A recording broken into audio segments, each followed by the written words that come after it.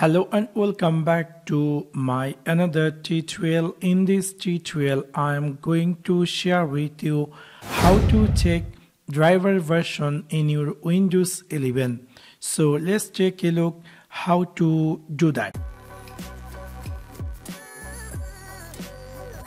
Maybe somehow or some cases you're looking for how to find out driver version in your Windows 11. In order to do that, it's really very easy and simple. You need to go in your Windows 11 Start menu, just right click over on it and click here Device Manager.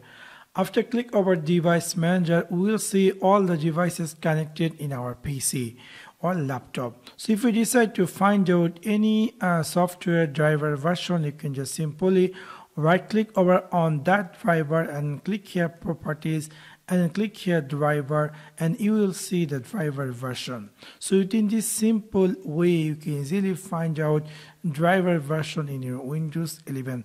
Also there is another quick shortcut way to find out driver version in your Windows 11.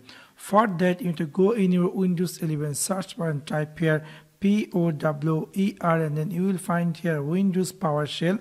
So when you find Windows PowerShell, just click over on it and click here Run as Administrator, and then you will see the PowerShell is going to be up here.